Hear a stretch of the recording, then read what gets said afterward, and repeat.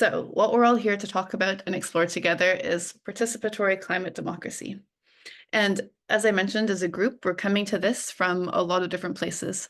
So some of you will have a lot of expertise in participatory democracy, but maybe less experience with climate and climate challenges in particular. And others, vice versa. You are really strong on climate issues and you're very embedded in that community, but participatory democracy is a new tool for you. And so we're just going to take a bit of time right now to define what we mean when we talk about these terms so that we can build on this conversation as we move through our next sessions. So when we talk about participatory democracy, the way we understand it as a people-powered community is that participatory democracy enables community members to make the decisions that affect their lives together with government. So there's this piece around making sure we're tying in the policymakers and the decision makers so that the decisions we make through these processes have clear decision-making power and outcomes. So unlike something like consultation, which is a sort of lower level participatory tool, we want participatory democracy to create opportunities, not just to select something on predefined options, but to really shape the decisions from the get-go. So it's sort of got these two pieces. One, real decision-making impact, and two, it's deep. It's not just ticking a box, but it's being involved in the conversations and the deliberations that define what those options are in the first place. And participatory democracy is especially suited to solving these very complex issues because it allows time for dialogue, for different perspectives, for different kinds of evidence, for different forms of decision making. So it can look like a lot of different things, and we'll explore this as well as we go through our sessions. So we have things like participatory budgeting, where you're helping a body make decisions on how a budget is allocated and where resources are going. Could also look like legislative theater, where we're really delving into the lived experience of an issue and how it manifests and trying to think about those power dynamics and how those could be shifted. It could be participatory policy making, which is more kind of session based, and it's really working with those decision makers throughout to think about specific articulations of a policy and the implications of them. Or it could be a citizen assembly, which is, a formal forum where we have kind of presentations and deliberations. And again, it brings in the decision makers throughout, with whether the evidence or with the decision making at the end. And then I put participatory planning here. This isn't a tool, but some that we have in the playbook, but it can fit together with participatory policy making. And some of our mentors also have expertise in this. So I think it's something we can bring in different ways as we move through, particularly as some of you are really focused on city level infrastructure and decision making. And so then that's participatory democracy, but what is a climate challenge? A climate challenge is systemic, it's complex, it's uncertain, but it has tangible impacts on a community's ability to mitigate, adapt, or respond to the climate crisis. So these challenges require participation from those most impacted to shape effective, sustainable, and inclusive climate solutions for a just transition.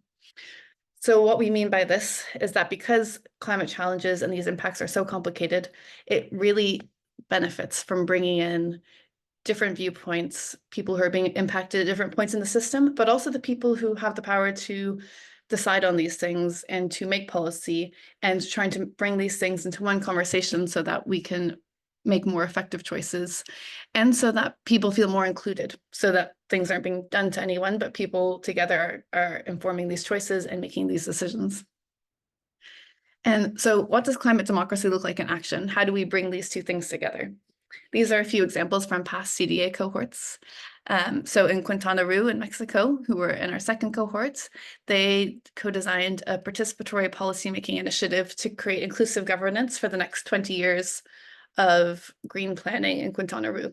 So this is quite high level. What are the governing principles? What are the limits of the policy? How can we create a framework to decide what future policies do or don't support inclusive governance for a green transition? In India, we had a citizens' assembly of forest councils who were working on watershed sustainability. So they used the model of a citizen assembly, but they brought together traditional governance structures who are caretakers of the watershed into a conversation with each other so that it could have a bigger impact and a more coordinated approach to this management together with the community members who live in the watershed area. And in Colombia and Panama, there was a citizen assembly for waste management. So this was really a city level. We have a problem where waste isn't going where it should. How can we collectively think about the responsibility we want to take for this and what the government can do to make this work better for everybody and to create more sustainability and reduce emissions in our community? So in each of these three examples, we see a pretty different version of climate democracy, a different democratic tool, a different climate challenge, but they were all brought together by breaking these things down to think, okay, here's our issue. What's the tool we need? Is it, more participation? Is it more information? Is it more access to decision making? And then those built up into a climate democracy program. So with our final minute, as we say goodbye, I'd love to ask each of you to add in the chat what climate democracy looks like for you.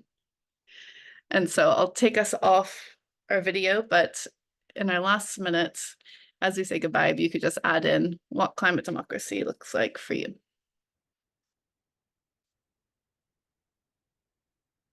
Or feel free to come off your mic and share if you would like to, and then we'll say goodbye.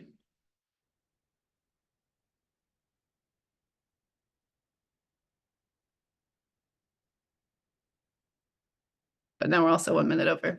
So this is also something we can share as we continue our work together and in the discussion forum.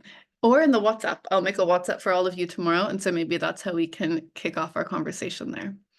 But yeah, continue thinking, what does climate democracy look like for you? And we'll explore this in our next Zoom session, which is on November 13th. I feel fairly confident. So I want to, yes, November 13th, we'll talk more about climate democracy. So thank you all so much. And you can read some of the contributions coming through in the chat as you log off. And just to say, all of us at People Powered are very excited to welcome you as our 4th cohort and excited for all of the work that we'll get to do together. So thank you all and see you soon. Ciao. Thank you. Ciao. Bye. Thank you Bye. and bye-bye. Ciao, obrigado.